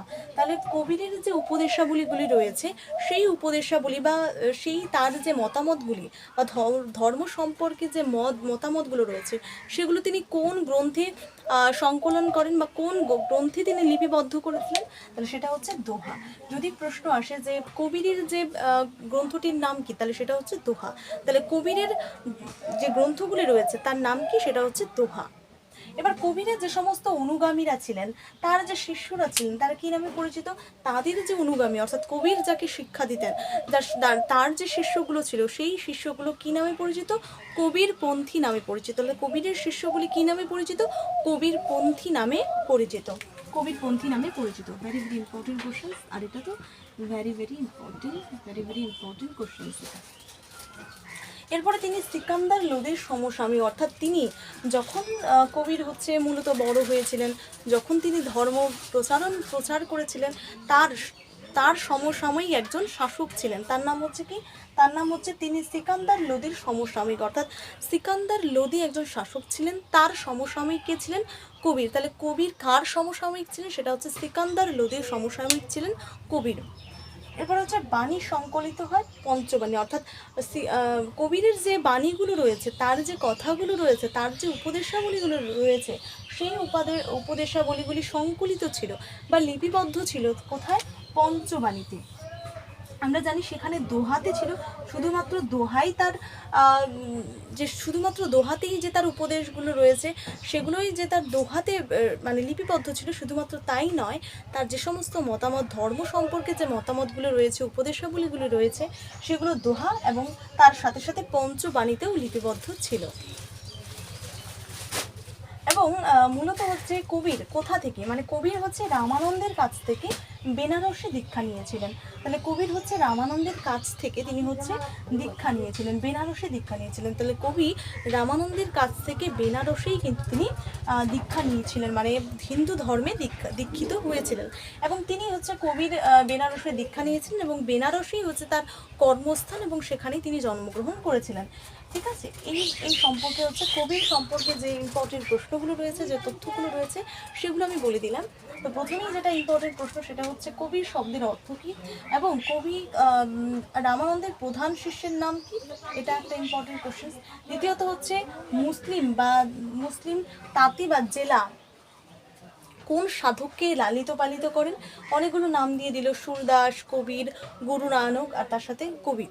তো এটা উত্তরটা কি হবে? কবির। তাহলে কার, যদি আসে প্রশ্ন আসছে যে কার উপদেশাবলী দোহা নামে, দোহাতে সংকলিত আছে, সেটা হচ্ছে কবির। কারণ কবির যে উপদেশগুলো দিয়েছিলেন সেই উপদেশগুলি দোহা নামে যে গ্রন্থটা রয়েছে, দোহা নামে যে বইটা রয়েছে, সেখানে তার উপদেশাবলীগুলি সংকলিত আছে। তারপরে কবিরের অনুগামীরা কী নামে পরিচিত? কবিরপন্থী নামে পরিচিত। এরপরে তিনি আবার এটা প্রশ্ন আসতে পারে যে কবির কার সমসাময়িক ছিলেন? সিকান্দার লোদির সমসাময়িক ছিলেন। এরপরে এটা তো ভেরি ভেরি ইম্পর্টেন্ট কোশ্চেন্স একটা, যে মানে কবিরের যে বাণীগুলো রয়েছে সে শুধুমাত্র বাণীগুলি কোথায় সংকলিত হয়েছে, সেটা হচ্ছে পঞ্চবাণীতে। এটা ভেরি ভেরি ইম্পর্টেন্ট কোশ্চেন। আর তারাচাঁদ এটা অতটা নয়, আমি তোমাদের বোঝানোর জন্য কিন্তু এই কথাটা বললাম যে তারাচাঁদ তাকে মন্তব্য করে কি বলেছে। ঠিক আছে, এরপরে যে কবি সম্পর্কে আমার যে নোটটা রয়েছে সেটা সম্পর্কে একটু গল্পের মতো করে বলে দিই। যদি তোমরা এটা মুখস্থ করতে না পারো, অবশ্যই আমি যেটা বলবো এখন সেটা পরপর কিন্তু খাতায় লেখো। ঠিক আছে, সুন্দর করে আমি এখানে হচ্ছে গল্পের মতো করে স্টোরি আকারে আমি এখানে লিখে নিয়েছি। এটা পড়লেই হচ্ছে কবির সম্পর্কে যা যা ইনফরমেশন রয়েছে সেটা এখানে দেওয়া আছে। ঠিক আছে, তো প্রথমেই পড়ি যে কবির নামের অর্থ হচ্ছে মহান। ভক্ত কবি রামানন্দের প্রধান শিষ্য ছিলেন কবির এবং 1398 খ্রিস্টাব্দে কবিরের জন্ম। এবং তার বিধবা মাতাকে পুকুর পাড়ে ফেলে রেখে গেলে এক নিঃসন্তান মুসলিম, মানে যার কোনো সন্তান ছিল না, সেই নিঃসন্তান মুসলিম তাঁতি বা জোলা তাকে লালন পালন করেন এবং তাই ছোট থেকেই তার মধ্যে হিন্দু ও মুসলিম ধর্মের ভাবধারার কিন্তু সমন্বয় ঘটে। তিনি ছোটবেলা থেকেই যখন তার বিধবা মাতাকে ফেলে রেখে গিয়েছিল এবং যেহেতু তিনি একজন মুসলিম মানুষই তাকে একজন মানুষ করেছিলেন, তাই তার মধ্যে এই যে হিন্দু মুসলিম যে বিভেদটা রয়েছে সেটা সম্পর্কে তার মধ্যে কোনো রকম কৌতূহল কিন্তু দেখা যায়নি। তাই ছোট থেকেই তার মধ্যে হিন্দু ও মুসলিম ভাবধারার সমন্বয় ঘটে এবং তিনি বলতেন যে হিন্দু ও মুসলিম একই মাটি গড়া দুটি পাত্র, অর্থাৎ হিন্দু এবং মুসলিম কিন্তু একই। রাম, রহিম, হরি, আল্লাহ সবই একই পরমেশ্বরের বহুরূপ, অর্থাৎ যে সমস্ত আমরা ভগবানকে আলাদা আলাদা নামে রাখি সে সমস্তগুলোই কিন্তু একটাই ভগবান, যার অনেকগুলো বহুরূপী। ঠিক আছে, তারপরে হচ্ছে ঐতিহাসিক তারাচাঁদ তার সম্পর্কে মন্তব্য করেছেন যে সব ধর্ম, সব বর্ণ সমন্বয়ে প্রেমের আদর্শ প্রচার করাই হচ্ছে কবিরের লক্ষ্য ছিল। রামানন্দের কাছে বৈষ্ণব ধর্মের দীক্ষা নেন বেনারস থেকে। তাহলে রামানন্দের কাছ থেকে, বেনারস থেকে তিনি হচ্ছে দীক্ষা নিয়েছিলেন। এরপরে হচ্ছে রামানন্দের কাছে বৈষ্ণব ধর্মের দীক্ষা নেন বেনারসে এবং কবিরের জন্ম ও কর্মস্থল দুটিই কিন্তু বেনারসে। তিনি জন্মগ্রহণ করেন সেই বেনারসে এবং তার কর্মস্থল, তিনি যে কাজ করেছিলেন সেটাও কিন্তু বেনারসে। তিনি সম্ভবত সুলতান সিকান্দার লোদির সমসাময়িক ছিলেন। এই যে বললাম এগুলো পরপর লিখে রাখো, একদম বইয়ে যেভাবে লেখা থেকে রিডিং করে। এরপরে হচ্ছে কবিরের বাণীগুলি সংকলিত আছে কোথায়? পঞ্চবাণীতে। এটা হচ্ছে আমার নোট এবং এখান থেকে আমি তোমাদেরকে লিখে লিখে পড়ালাম। ঠিক আছে, এখান থেকে যে প্রশ্নগুলো রয়েছে সেগুলোই পড়বে, কবির এর বাইরে কোনো রকম প্রশ্ন। এবারে মেনলি আমরা দুজন মোট সাধকের নাম নিয়ে পড়বো। সেটা হচ্ছে প্রথম যেটা রয়েছে সেটা হচ্ছে যে গুরু নানক যে রয়েছে তার নিয়ে আমরা পড়বো। তো গুরু নানক হচ্ছে কোথায় জন্মগ্রহণ করেন? লাহোরের তালবন্তি গ্রামে জন্মগ্রহণ করেন। তাহলে গুরু নানক যিনি ছিলেন তিনি কোথায় জন্মগ্রহণ করেন? এটা কিন্তু ভেরি ভেরি ইম্পর্টেন্ট একটা কোশ্চেন, মনোযোগ সহকারে দেখবে। ঠিক আছে, যে গুরু নানক কোথায় জন্মগ্রহণ করেন? লাহোরের তালবন্তি গ্রামে গুরু নানক হচ্ছে জন্মগ্রহণ করেন। তাহলে গুরু নানক লাহোরের তালবন্তি গ্রামে জন্মগ্রহণ করেন। তার শিষ্যরা, অর্থাৎ গুরু নানকের যারা শিষ্য ছিল তারা কিন্তু শিখ নামে পরিচিত ছিল, আর শিখ নামের অর্থ হচ্ছে কি? শীর্ষ। তাহলে গুরু নানকের শিষ্যরা কি নামে পরিচিত ছিল? শিখ নামে পরিচিত ছিল। 2 নাম্বার কোশ্চেন। 3 নাম্বার কোশ্চেন, যে শিখ শব্দের অর্থ কি? শিখ শব্দের অর্থ অনেক শব্দ দিয়ে দিল, 4টা অপশন দিয়ে দিল, তাহলে এর উত্তরটা হবে শিষ্য। তাহলে শিখ শব্দের অর্থ কি? শিষ্য।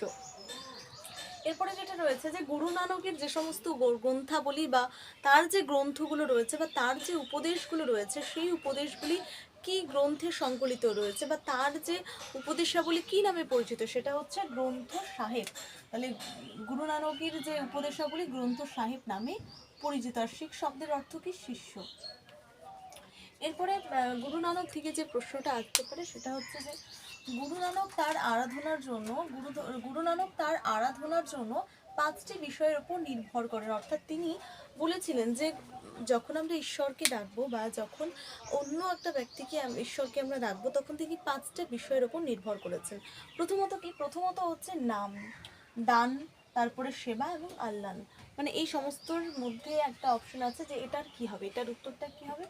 এটার উত্তরটা হবে সাম্য। অর্থাৎ গুরু নানক কি বলেছেন যে নাম নিতে হবে, দান করতে হবে, সেবা দিতে হবে এবং আল্লাহ করতে হবে, তার পাশাপাশি সাম্য অর্থাৎ একে অপরের প্রতি ভালোবাসা, একে অপরের প্রতি সহানুভূতি থাকতে হবে। ঠিক আছে, তাহলে গুরু নানকের যে আরাধনার এই 5টা মেইনলি নীতি বা এর বিষয়ের উপর নির্ভর করে। এরপরে হচ্ছে যে আমরা পড়বো যে গুরু নানকের সব থেকে বেশি যেটা ইম্পর্টেন্ট সেটা হচ্ছে যে গুরু নানক কোথায় জন্মগ্রহণ করেন, সেটা হচ্ছে লাহোরের তালবন্তি গ্রামে। তারপরে যে শিখ শব্দের অর্থ কী, এই দুটো প্রশ্ন খুব খুব গুরুত্বপূর্ণ, ঠিক আছে, এইচএস এক্সামের জন্য। এরপরে যেটা পড়বো যে শ্রী চৈতন্যদেব, অনেকেই জানি যে শ্রী চৈতন্যদেব তিনি কি করেছেন? পূর্ব ভারতে একজন ভক্তিবাদী সাধক। তো 1486 সালে যখন তিনি পূর্ব ভারতে জন্মগ্রহণ করেছিলেন সেই সময়কালে তিনি হচ্ছে যে বিষ্ণুর পূজা তিনি, ঠিক আছে, বিষ্ণুর পূজা তিনি করতে শুরু করেছিলেন। ঠিক আছে, বৈষ্ণব ধর্মে মানে হিন্দু ধর্মের যে একটা ধর্মের নাম হচ্ছে বৈষ্ণব ধর্ম, তো সেই ধর্মটাকে তিনি কিন্তু ধর্ম প্রচারে কিন্তু গুরুত্বপূর্ণ ভূমিকা পালন করেছিলেন। তো প্রথমেই হচ্ছে যে শ্রী চৈতন্যদেব 1486 সালে তিনি জন্মগ্রহণ করেন এবং 1533 সালে তিনি মারা যান। এরপরে তার জন্ম অর্থাৎ আমরা জানি যে নদিয়ার নবদ্বীপকে ভক্তি আন্দোলনের প্রাণ কেন্দ্র বলা হয়। অর্থাৎ নদিয়ার নবদ্বীপ যেখানে রয়েছে সেখান থেকেই কিন্তু মেইনলি আমাদের ভক্তিবাদের প্রচার কিন্তু শুরু হয়েছিল পূর্ব ভারতে। তো নদিয়ার নবদ্বীপে যখন এবং এই নদিয়ার নবদ্বীপেই কিন্তু শ্রী চৈতন্য জন্মগ্রহণ করেন। তো নদিয়ার নবদ্বীপে যখন 1486 সালে যখন সেই শ্রী চৈতন্যদেব যখন জন্মগ্রহণ করলেন তখন তার পরবর্তী সময় থেকে সেই নদিয়ার নবদ্বীপ বা সেই স্থানের যে মানুষগুলো রয়েছে তাদেরকে ঘিরে তিনি হচ্ছে বৈষ্ণব ধর্ম প্রচার শুরু করে। মানে যে সমস্ত মানুষেরা রয়েছে তাদের উপর বৈষ্ণব ধর্মে তাদেরকে দীক্ষিত করা শুরু করে এবং তাদের যে ভালোবেসে তাদের নিজেদের বৈষ্ণব ধর্মে নিয়ে আসার জন্য গুরুত্বপূর্ণ ভূমিকা পালন করেছিলেন শ্রী চৈতন্যদেব। এবং তিনি জন্মগ্রহণ করেন কোথায়? নদিয়ার নবদ্বীপে তিনি জন্মগ্রহণ করেন। এবং শ্রী চৈতন্যদেবের যে বাল্য নাম ছিল মানে শিশুকালে যে তার নাম ছিল সেটা হচ্ছে নিমাই। 22 বছর বয়সে তিনি মাত্র ঈশ্বরপুরীর কাছ থেকে, তাহলে 22 বছর বয়সে ঈশ্বরপুরীর কাছ থেকে তিনি কিন্তু কৃষ্ণ মন্ত্রে কিন্তু দীক্ষিত হয়েছিলেন। তাহলে 22 বছর বয়সে তিনি যখন ঈশ্বরপুরীর কাছে গিয়ে তিনি হচ্ছে কৃষ্ণ মন্ত্রে দীক্ষা নিয়েছিলেন। ঠিক আছে, এর পরবর্তী 24 বছরে তিনি বিষ্ণুপ্রিয়া তার স্ত্রী যে ছিল বিষ্ণুপ্রিয়া তাকে কিন্তু ত্যাগ করে দেন, দিয়ে তিনি কিন্তু সন্ন্যাস গ্রহণ করেন। এখান থেকে যেটা প্রশ্ন ইম্পর্টেন্ট সেটা হচ্ছে যে পূর্ব ভারতে একজন ভক্তিবাদী সাধক। আমরা দেখলাম যে দক্ষিণ ভারতে দুটো সম্প্রদায় ভক্তি প্রচারের ক্ষেত্রে জনপ্রিয় ভূমিকা পালন করেছিলেন, তার পাশাপাশি যখন দক্ষিণ ভারত থেকে উত্তর ভারতে যে ভক্তিবাদের বাণী প্রচার করে নিয়ে গেছিলেন উত্তর ভারতে সেটা হচ্ছে রামানন্দ। এই উত্তর এবং দক্ষিণ ভারতে এইভাবেই ধীরে ধীরে ধীরে করে সেই ভক্তিবাদ প্রচার শুরু হলো। এর পরবর্তী সময়ে পূর্ব ভারতে যে রয়েছে পূর্ব ভারতে হচ্ছে ভক্তিবাদের প্রচারের ক্ষেত্রে গুরুত্বপূর্ণ ভূমিকা পালন করেছিলেন সেটা হচ্ছে শ্রী চৈতন্যদেব। এবং যদি প্রশ্ন আসে যে শ্রী চৈতন্যদেব কোথায় জন্মগ্রহণ করেন সেটা হচ্ছে নদিয়ার নবদ্বীপে। ভক্তি আন্দোলনের প্রাণ কেন্দ্র কাকে বলা হয় সেটা হচ্ছে নদিয়ার নবদ্বীপকে। এটা কিন্তু মোস্ট ইম্পর্টেন্ট কোশ্চেন্স। তারপরে যেটা রয়েছে যে 22 বছর বয়সে শ্রী চৈতন্যদেব কার কাছ থেকে কৃষ্ণ মন্ত্রে দীক্ষিত হন সেটা হচ্ছে ঈশ্বরপুরীর কাছ থেকে তিনি মূলত কৃষ্ণ মন্ত্রে কিন্তু দীক্ষিত হয়েছিলেন। এর পরবর্তী রয়েছে ছায়ার সঙ্গে, অর্থাৎ তিনি যখন কৃষ্ণ মন্ত্রে দীক্ষা গ্রহণ করেন এবং মানে মানে এই যে ঈশ্বরের যে ভাবধারা বিকাশে বা প্রচারে ঠিক আছে, বা বৈষ্ণব ধর্মের প্রচারের ক্ষেত্রে তার ছায়া সঙ্গী যে তার সবসময় সাথে ছিল, তার নাম কি ছিল? সাধক নিত্যানন্দ। তাহলে সাধক নিত্যানন্দ তার সবসময় কাছের মানুষ ছিলেন, সবসময় কিন্তু তার কাছে থাকতেন, তাই তার ছায়া সঙ্গী ছিলেন সাধক নিত্যানন্দ। এরপরে শিষ্য, অর্থাৎ শ্রী চৈতন্যদেবের অনেকগুলো শিষ্য ছিলেন, তার মধ্যে যে তিনজন শিষ্য মেনলি, সেটা হচ্ছে জীব গোস্বামী, সনাতন গোস্বামী এবং রূপ গোস্বামী ছিলেন তার মেনলি তিনজন গুরুত্বপূর্ণ বা প্রিয় শিষ্য ছিলেন। তাহলে রূপ গোস্বামী, সনাতন গোস্বামী এবং জীব গোস্বামী। এরপরে হচ্ছে তার বাদবাকি যে সমস্ত শিষ্যগুলো রয়েছে সেটা হচ্ছে হরিদাস, নিত্যানন্দ, প্রতাপ রুদ্রদেব এবং শ্রীবাস এবং রূপ গোস্বামী। এরা ছিলেন হচ্ছে শ্রী চৈতন্যদেবের শিষ্য। এখানে তোমরা মনে রাখতে পারো জীব গোস্বামী যে কোনো একটা জীবকে ধরে নিলে, তারপরে সনাতন গোস্বামী সোনাকে ধরে নিলে, রূপ গোস্বামী মানে সুন্দর, সেই রূপ গোস্বামী হচ্ছে কার? হচ্ছে শ্রী চৈতন্যদেবের শিষ্য ছিলেন। এরপরে হচ্ছে তিনি গৌড়ীয় বৈষ্ণব ধর্মের প্রবর্তক। যদি প্রশ্ন আসে যে গৌড়ীয় বা বৈষ্ণব ধর্মের প্রবর্তক, অর্থাৎ তিনি বিরাট একটা দলকে নিয়ে তিনি গান করতেন, হরে কৃষ্ণ হরে কৃষ্ণ, ঠিক আছে, এরকম গান তিনি করতেন। তাই সেই একটা যে ধর্ম তিনি একটা প্রবর্তন করেছিলেন বা তিনি জন্ম দিয়েছিলেন, মানে নতুন একটা ধর্মে তিনি হচ্ছে আখ্যায়িত করেছিলেন, একটা নতুন ধর্মের উত্থান ঘটিয়েছিলেন, তাই তাকে গৌড়ীয় বা বৈষ্ণব ধর্মের প্রবর্তক বলা হয়। যদি প্রশ্ন আসে যে বৈষ্ণব ধর্মের প্রবর্তক কি, তাহলে সেটা হবে শ্রীকৃষ্ণ চৈতন্য বা শ্রীকৃষ্ণ চৈতন্যদেব। যোগাই মাধাই ঠিক করেছিলেন হচ্ছে শ্রী চৈতন্যদেব তার শিষ্যগুলো। তো প্রথম যেটা মেনলি মোস্ট ইম্পর্টেন্ট কোশ্চেন, সেটা হচ্ছে যে গৌড়ীয় বা বৈষ্ণব ধর্মের প্রবর্তক কে ছিলেন, সেটা হচ্ছে শ্রী চৈতন্যদেব। এরপরে তার যে ছায়া সঙ্গী, অর্থাৎ শ্রী চৈতন্যদেবের ছায়া সঙ্গী কে ছিলেন? সাধক নিত্যানন্দ। তারপরে হচ্ছে 22 বছর বয়সী কাছ থেকে তিনি কৃষ্ণ মন্ত্রে দীক্ষিত হন, সেটা হচ্ছে ঈশ্বরপুরীর কাছ থেকে। আর বাল্য নাম কি ছিল? নিমাই। এরপরে এখান থেকে যে প্রশ্নটা আসতে পারে সেটা হচ্ছে যে অনুলিখিত ব্যক্তি হলেন, অর্থাৎ 4টা পয়েন্ট দিয়ে দিল, 4টা অপশন তোমাদেরকে দিয়ে দিল, সেখানে অনেকাংশই নাম রয়েছে, তার মধ্যে তার যে সাধক বা তার যে শিষ্যগুলো ছিল তাদের মধ্য থেকে প্রশ্ন আসবে। এটা হচ্ছে যে প্রতাপ রুদ্রদেব তার শিষ্য ছিলেন, নিত্যানন্দ তার শিষ্য ছিলেন, জীব গোস্বামী তার শিষ্য ছিলেন। কার শিষ্য ছিলেন? এটা হচ্ছে শ্রীকৃষ্ণ চৈতন্যদেবের। তো শ্রী চৈতন্যদেবের শিষ্য ছিলেন নিত্যানন্দ, জীব গোস্বামী এবং প্রতাপ রুদ্রদেব। আর 4টা অপশন দিয়েছে, অন্য অন্য নাম দিয়েছে, তার মধ্যে আরেকজন হচ্ছে শ্রীবাসও কিন্তু তার কি ছিলেন? শিষ্য ছিলেন। এইভাবে প্রশ্নগুলো ঘুরিয়ে আসতে পারে, একটু ক্রিটিক্যাল ধরনের প্রশ্ন তো আসবেই, কারণ এটা একটু বোর্ড এক্সামের কোশ্চেন্স, তাই তোমাদেরকে প্রথমত হচ্ছে গল্পের ছলে পড়ে পড়ে মনে রাখতে হবে, এবং যদি তোমরা নাও পারো, যদি তোমরা যেগুলো নাম দেওয়া আছে সেগুলো যদি জেনে নাও, তাহলে কিন্তু খুব সহজেই তোমরা কিন্তু কারেক্ট অ্যান্সারটা করে আসতে পারবে। ঠিক আছে, এর আমরা পড়বো হচ্ছে মীরাবাই যিনি ছিলেন, তিনিও একজন সাধিকা ছিলেন।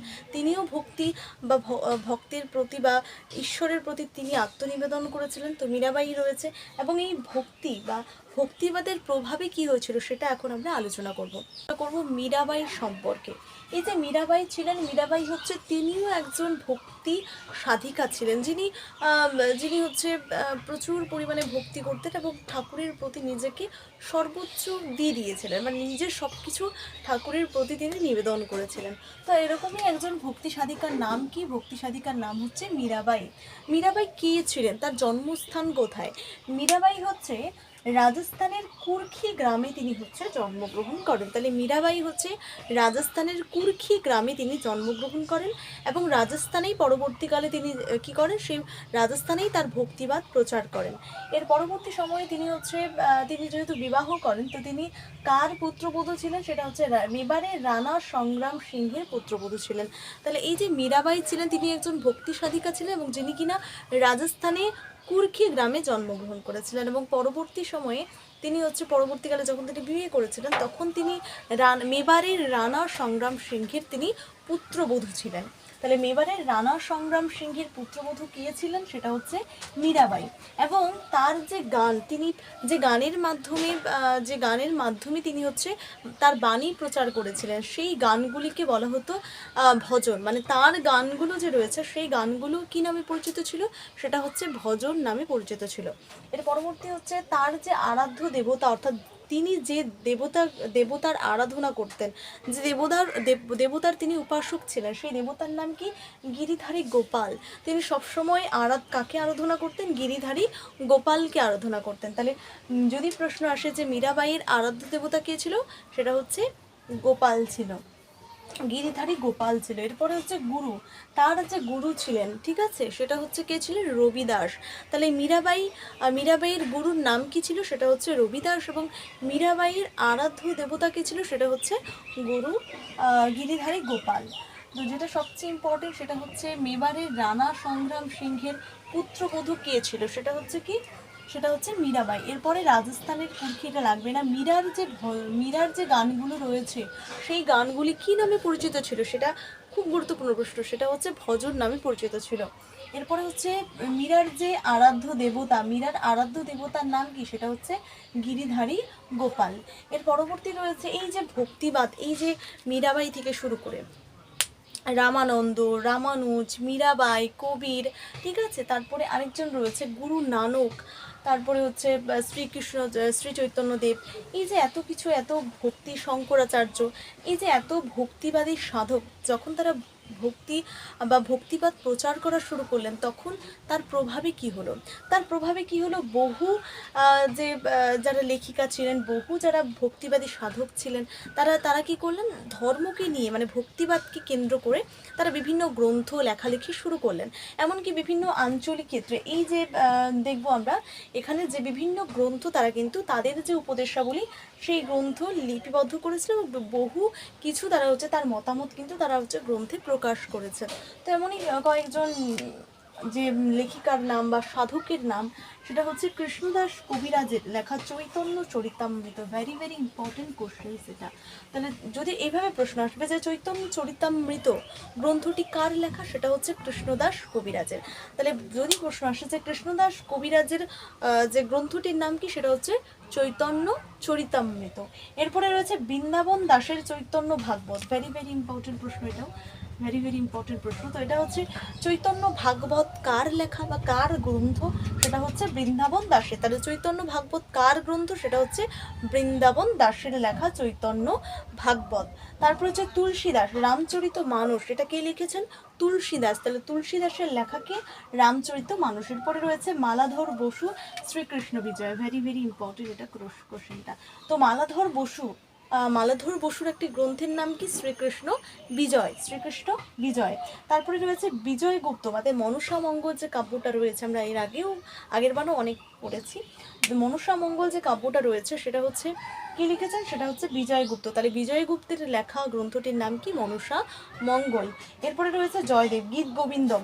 ভেরি ভেরি ইম্পর্টেন্ট কোশ্চেন্স, যেটা হচ্ছে গীত গোবিন্দম যে রয়েছে, সেই গীত গোবিন্দম গ্রন্থটি কার লেখা? সেটা হচ্ছে শ্রীকৃষ্ণ, এটা হচ্ছে কবি জয়দেবের লেখা হচ্ছে গীত গোবিন্দম। তাহলে গীত গোবিন্দম কার লেখা?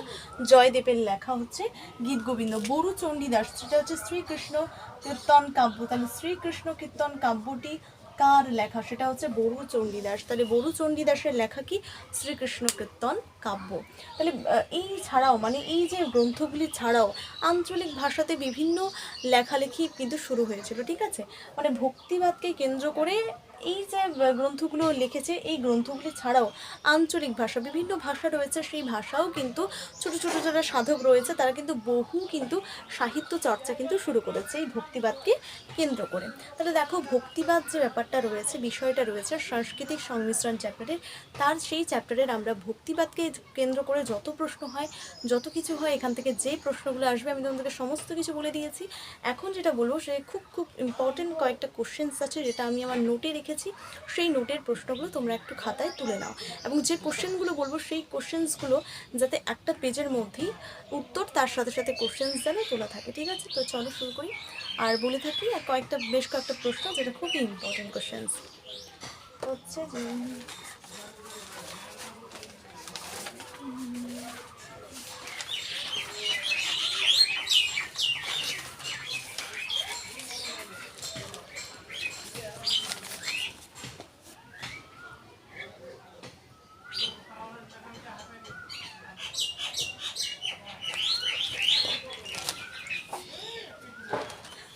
প্রশ্ন স্টার্ট, ঠিক আছে। রামানুজ কোথায় জন্মেছিলেন? রামানুজ কে ছিলেন? রামানুজ দক্ষিণ ভারতের একজন ভক্তিবাদী সাধক ছিলেন। উত্তর, রামানুজের সমসাময়িক ভক্তিবাদী সাধক কে ছিলেন? সেটা হচ্ছে নিম্বার্ক। রামানন্দ। প্রয়াগরাজের মালকোটে জন্মগ্রহণ করেছিলেন এবং দক্ষিণ ভারত থেকে উত্তর ভারতে বাণী বহন করে নিয়ে আসে কে? উত্তরটা একটু কমেন্টে দিয়ে যাও। রামানন্দের প্রিয় শিষ্য কে ছিলেন? কবির ছিলেন। রবিদাস কোন ভক্তিবাদী সাধকের শিষ্য ছিলেন? সেটা হচ্ছে রামানন্দ। ভগবত পিপা কে ছিলেন? রামানন্দের শিষ্য ছিলেন। আমরা পড়লাম একটু আগে। রামানন্দ কোন ভাষায় ভক্তিবাদী দর্শন প্রচার করেন? সেটা হচ্ছে হিন্দি ভাষায়। মানে যে প্রশ্নগুলো যেভাবে ঘুরিয়ে ফিরে আসতে পারে, ঠিক আছে। এরপরে হচ্ছে ভক্তিবাদী সাধক পালিত হয়েছিল বারাণসীতে? কবির। কবির কার কাছ থেকে প্রেম ও ভক্তি মন্ত্রে দীক্ষিত হয়েছিলেন? রামানন্দের কাছ থেকে। আল্লাহ ও রাম একই ঈশ্বরের পৃথক নাম, একথা কে বলেছিলেন? সেটা হচ্ছে কবির। শ্রী চৈতন্য দেবের পিতার নাম কি ছিল? জগন্নাথ মিশ্র। শ্রী চৈতন্য দেবের দীক্ষাগুরু কে ছিল বা দীক্ষাগুরুর নাম কি? সেটা হচ্ছে ঈশ্বরপুরীর কাছ থেকেই তিনি দীক্ষা গ্রহণ করেছিলেন। এরপর হচ্ছে বাংলার ভক্তি আন্দোলনের প্রাণকেন্দ্র কাকে বলা হয়? সেটা হচ্ছে নদিয়ার নবদ্বীপকে। গৌড়ী ও বৈষ্ণব ধর্মের প্রবর্তককে? এটা তোমরা কমেন্টে লেখো। তারপর হচ্ছে যোগাই মাধাই কে ঠিক করেছিলেন? এটাও বলো। মীরাবাই কোথায় জন্মগ্রহণ করেন? এটাও তোমরা বলবে।